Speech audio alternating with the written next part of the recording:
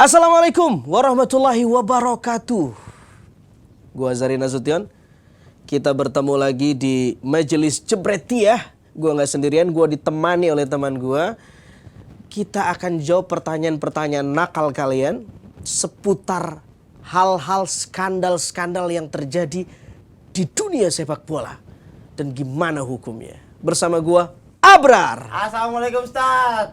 Assalamualaikum warahmatullahi wabarakatuh. Sehat Abrar? Sehat Ustaz, alhamdulillah. Mantap. Yang Jebretiah kayaknya makin pintar nih Ustaz. Iya. Lo terawih gak sih Bro? Ah? Terawih lo kalau malam? Terawih sendiri di rumah. Oh iya. Ya, Iya. Saya ditembak itu kaget saya. Iya. Lo kok Terawih, lo biasanya pertanyaan lo menggagapkan gua Iya. kok sekarang lo yang gagap tadi gitu lo. Padahal pertanyaan cuma terawih enggak? Enggak terawih enggak, gua konfirmasi doang, Iya, bukan benar. nanya hukum bukan. Saya mau jawab iya tapi belum gitu kan. Iya, takut salah saya. iya. Langsung aja Ustaz, kita. Langsung dong. Pertanyaan pertama Ustaz. Apa tuh? Dari Liluzi. Liluzi. Apa hukumnya percaya sama prediksi skor Coach Justin? Coach Ustaz? Justin. Kalau Coach Justin bukan cenayang, Ustaz, cuma dibilang, "Nih, dengerin gua nih." Gitu kata dia. Iya. Gimana hukumnya percaya? Iya. Dalam Islam itu ada namanya firasah. Firasah itu adalah asumsi tingkat tinggi, namanya firasah.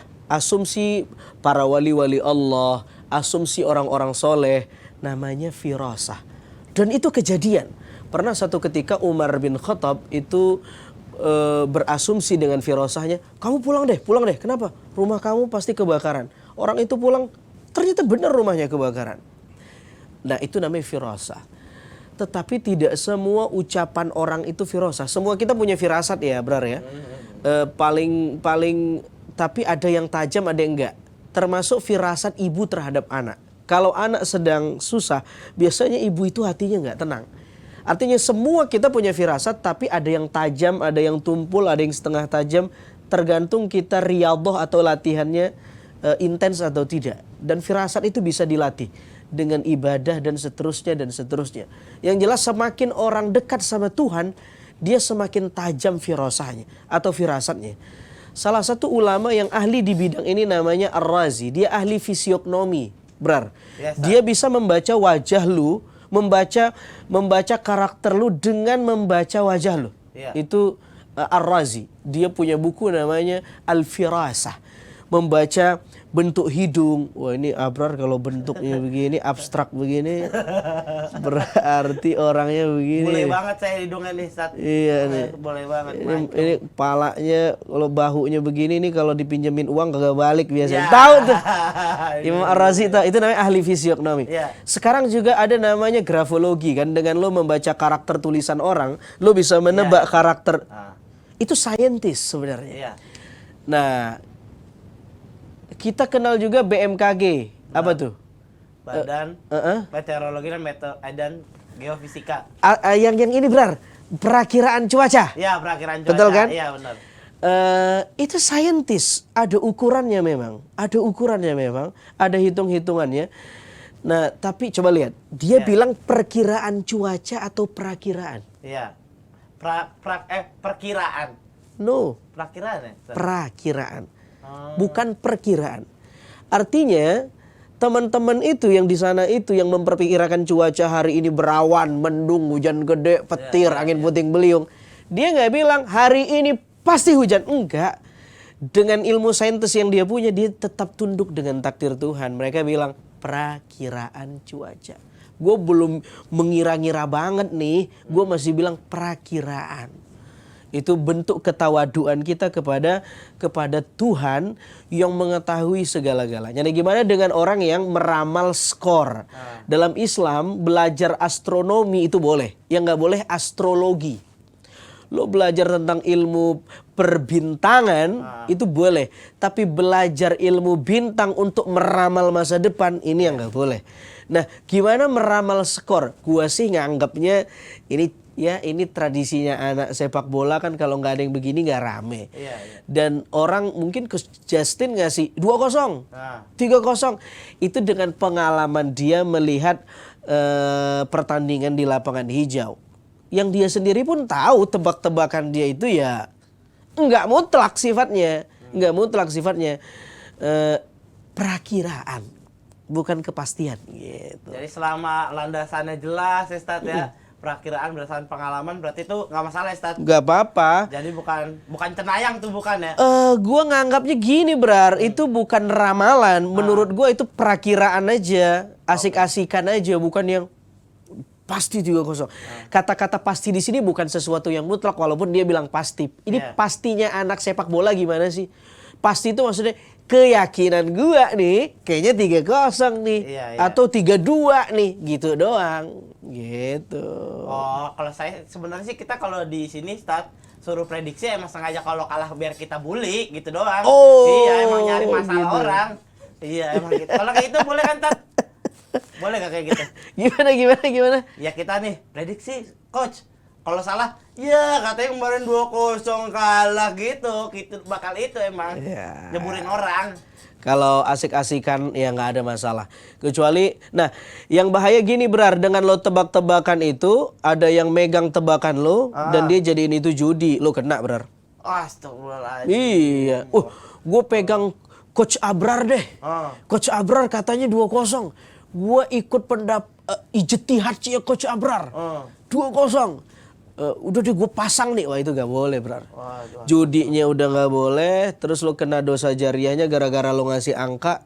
Orang megang angka lo. Kalau dibagi menang diboleh gak? Kalau dibagi menang lo bagi-bagi dosa cuak. Iya. Gue pakai kol-kolah tuh. Cuak kok. Lanjut lagi Ustaz. Pertanyaan dari Zaki. Pertanyaan Ustaz. Ya. Apa hukumnya menerima suap di bulan Ramadan? Padahal kan gak makan, Tat. Iya. Jadi nggak apa-apa dong terima suap. Kan tidak mengenyangkan. Betul. Iya. Contohnya gini, Tat. Kayak sekarang tuh kalau di Netflix lagi rame FIFA Undercover.